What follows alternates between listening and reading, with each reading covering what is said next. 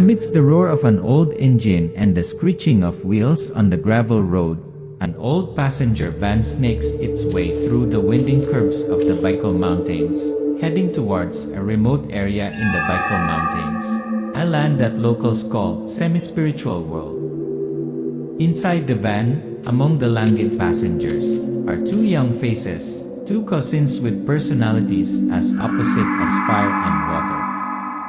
Edgar, his face is arrogant, his eyes sparkle with competitiveness. The city has forged him into a cold shell, disdaining things that cannot be explained via logic. Jerome, his eyes are gentle, his gestures are cautious.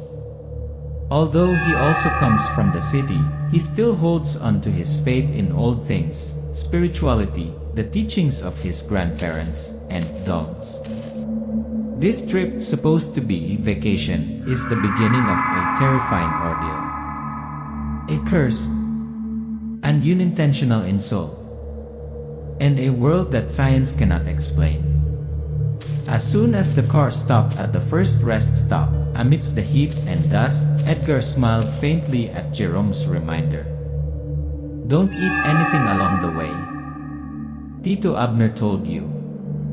In this land, not everything is for mortals. Edgar glanced at a tray of hot boppies, childhood favorite. And from the moment the first spoon touched his tongue, everything changed. Every loaf, every loop, every roadside eatery, everything seemed to start observing them. Do you know the feeling of being watched, Eli, an invisible pair of eyes, Jerome? I thought I was imagining it, but it's still here, inside me. Do you believe in Engkanto? If you've never met it, maybe you're still lucky. But for Edgar, there was no turning back. Engkanto ay Kaninan, the bus to another world. Every journey has a purpose. Some people travel to find joy. Some travel to escape. But sometimes there are journeys that are arranged not Eli us, but Eli another force. In the car, Edgar is sitting near the window, Bluetooth headset, eyes looking into the distance. Opposite is Jerome, arms hugging a cloth bag, quietly reading an old book with the title, Mga Nilalang ng Gubat. Edgar, removing the headset sarcastically. Seriously, Jerome? Aren't you tired of those folk tales? Don't you find it ridiculous?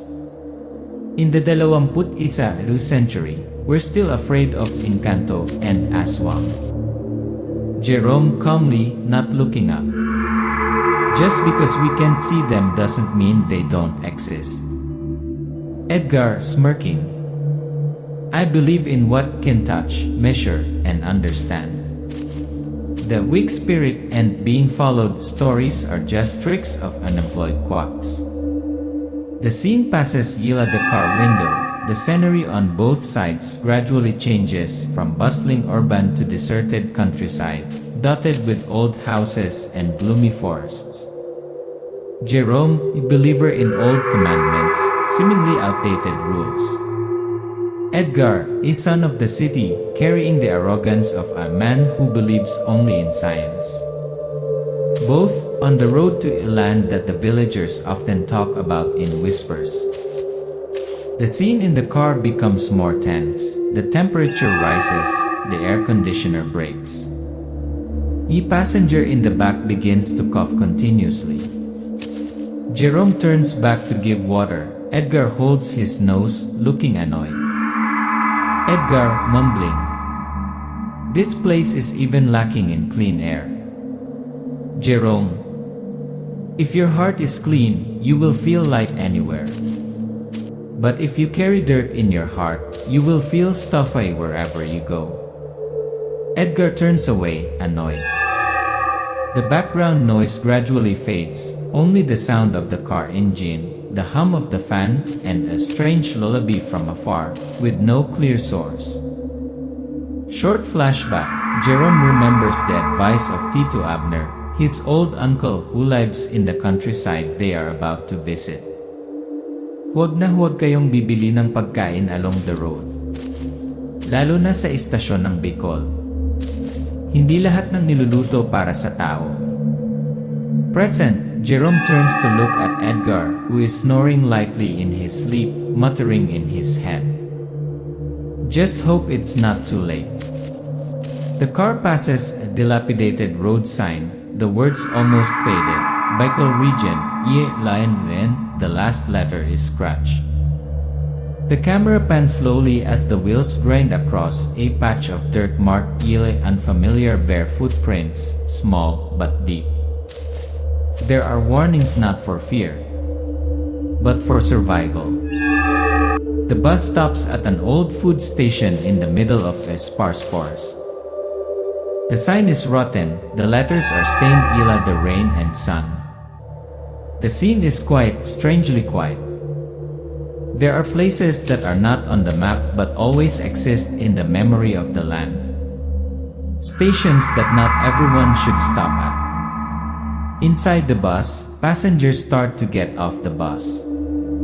A child suddenly bursts into inconsolable tears. The clock hanging on the bus suddenly stops at exactly 12:06. No one notices except Jerome. Jerome whispering. When we left, the clock was still running. Edgar stretching, cheerful. Stop thinking nonsense. I can smell the boppies. It smells crazy. Edgar walks quickly towards the food counter, leaving Jerome standing there hesitating. His eyes light up when he sees the pot of boppies steaming, its orange red color glistening with grease. Edgar, cheerfully. Yes? Here is Noah's childhood favorite. Auntie, give me a full portion, with chili. While Edgar sits down to eat, the camera pans to Jerome standing near a row of stone benches, where an old woman dressed in black is silently watching him. Liu woman, hoarsely. Hindi lahat ng pagkain ay para sa tao. Not all food is for the living. Jerome, startled, turns around. Po? Ano po yon? What? The old woman approaches, not taking her eyes off Edgar. A woman. When the city dwellers forget their ancestors' words, the spirits of the forest will not forgive. That dish was cooked someone. Is the cook still human? Jerome swallows. He looks at Edgar, who is eating, as if he has never eaten before. Scene change. While everyone is eating, strange phenomena begin to occur silently.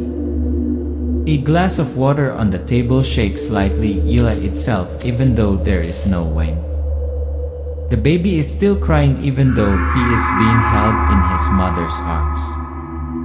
A fluorescent light in the dining room flashes on and off repeatedly and then goes out. Edgar, smirking. I thought so. The squirrels are still the boss. I haven't seen any ghosts yet. He uses a toothpick as he speaks, his attitude disdainful. Jerome returns to the table, silently not saying anything. He stares at the glass of water that is moving in his hand. The scene cuts to slow motion, his eyes are full of doubt, while Edgar continues to devour the rest of his food. We often don't believe until it's too late. But sometimes believing late means missing the last chance. The bus stops at the second rest stop, a small shop in the middle of the forest, suspiciously deserted. The wind begins to blow harder. Leaves rustle against the tin roof. There are hungers that make us lose control. But thirst can be an invitation from the other side. Inside the shop, Edgar, as soon as he enters, glances at the bottles of cool water on the shelves. A woman standing behind the counter, long hair, her face hidden black headscarf, offers him a cold drink from an old glass bottle. Woman, softly. Mainit ang katawan mo. Inumin mo ito. You're hot inside, drink this and you'll feel better. Edgar hesitates for a moment, then smiles wearily. Thanks. Looks ancient, but it's refreshing. Glances at the bottle, opens the cap. Drink. Outside, Jerome has just finished cleaning up the food, turns back to see Edgar holding a bottle of water. His face changes color. Jerome. Ed. That water, who opened it for you? Edgar. Relax. It's already opened. You're worrying too much. He grimaces, pours the rest of the bottle into the trash. In the car, after a few minutes of driving, Edgar begins to sweat, his face pale. He clings to the front seat, panting. Edgar, hoarsely. I'm dizzy. Jerome. The camera shakes slightly, Edgar's ear becomes blurry. The sound is distorted. The scenery outside is distorted, the trees seem to sway in the opposite direction. Suddenly, scream. The driver brakes hard. Passenger screams. Ano ba yan? Bakit ka huminto? What? Lele, did you stop? Driving, face pale, breathing hard. May lalaki. Tumawid sa kalsada. Hindi nyo ba nakita? There's a man crossing the road. Didn't anyone see? Other passengers. Wala kaming nakita. Daan niya walang ilaw. No one. The road is pitch black. At this point, Edgar twitches slightly. His eyes are closed. His whole body is shaking. Jerome shakes his hand. And then the gate begins to open. The scene changes to dark, gloomy. Edgar is lost in a pitch-black forest, where there is only cold white light from above. He walked among the leafless trees, then stopped when he saw a figure without a face. Voice monotonous, echoing from many directions. You had drank, but you did not ask permission. You entered our land with arrogance. Edgar stammering. I do not know thee. Voice hissing. The ignorant must still pay. For the insult comes not from actions, but from contempt. Edgar falls to his knees, mouth mumbling. His hands are bound inky vines, coiled up to his neck. We do not want your body, your soul is enough. Edgar jumped up in the car, screaming incoherently, his eyes red as blood, vomiting a black liquid with a strong fishy smell. Everyone panics. Jerome, panic-stricken, grabbing Edgar's shoulder. Edgar! Can you hear me? Jerome pulls out his phone, hands shaking, and dials a number. Jerome. Tito Abner. Tio, kailangan ka po namin. May masama pong nangyari si Edgar po, hindi na siya to. There are curses that don't need blood to bind. Just a look of contempt is enough to trigger the wrath of the afterlife. The simple wooden house was nestled in the middle of a dense coconut forest. It was already dusk. Thunder and lightning were rumbling in the distance. Jerome carried Edgar, who was now almost unconscious, with only weak breathing and half-open eyes. There are lands not meant to be visited but to be avoided. There are spirits that do not need blood, only the pride of mortals. Discover meaty truth starting nearly ceremony. Tito Abner, an old, dark-skinned man with a San Benito necklace around his neck and a red scarf wrapped around his shoulders, stepped forward to greet Edgar. His eyes looked coldly at him. Tito Abner. Na-engkanto siya. The ancient spirit was offended it entered this body from the first stop. Jerome, trembling.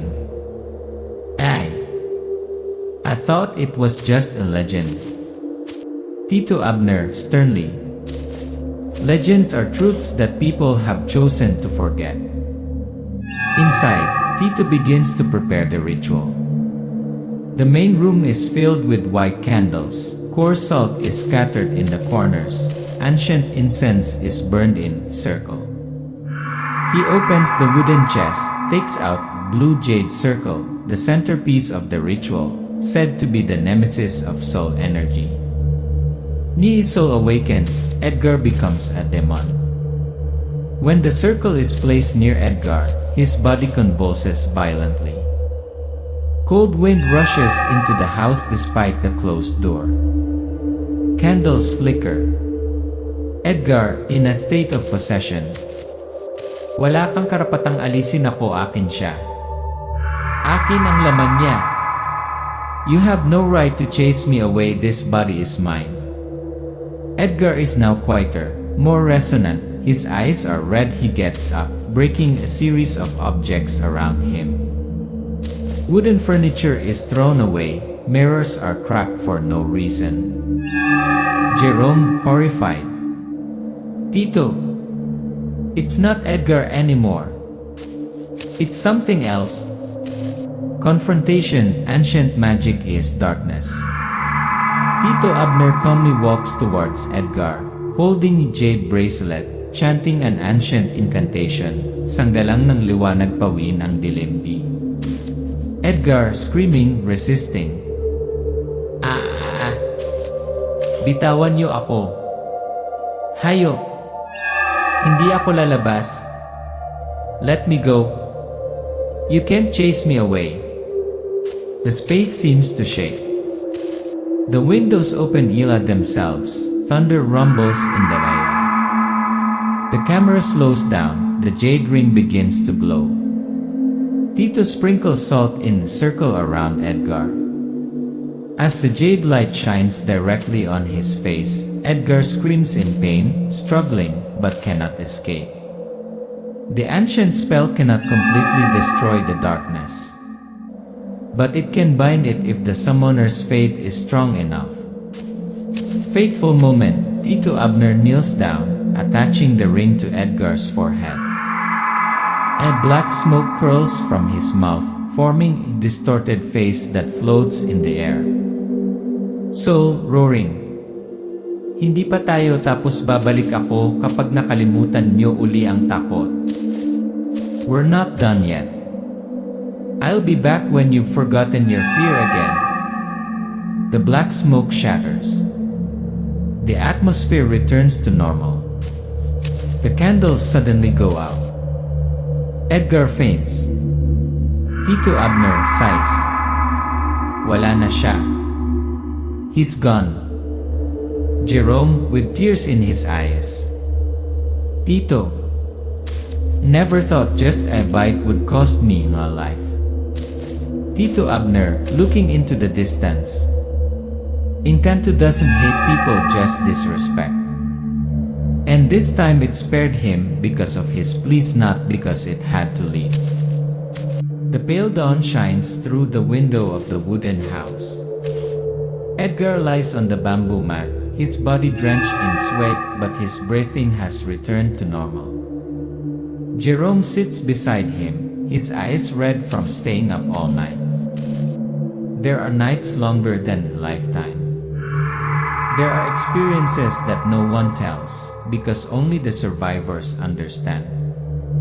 Edgar opens his eyes.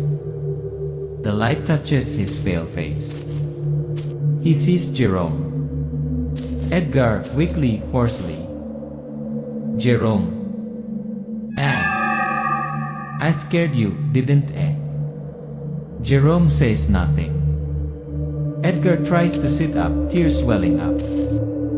Edgar, bursting into tears. I'm sorry for looking down on you, looking down on old things, looking down on things I don't understand. If it weren't for you and Tito, it probably wouldn't be me now. Jerome gently squeezes Edgar's hand. His face softens. Jerome. As long as you live, that's enough. Lee, last warning. Tito Abner enters.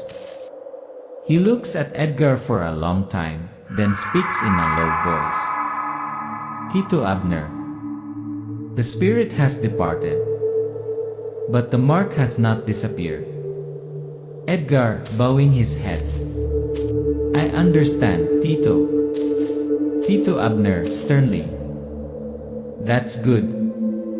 But if you cross the line again, there will be no stopping them. There are gates that once opened, second time will never close again. Return. A week later. The bus returns to the city. Edgar and Jerome sit next to each other.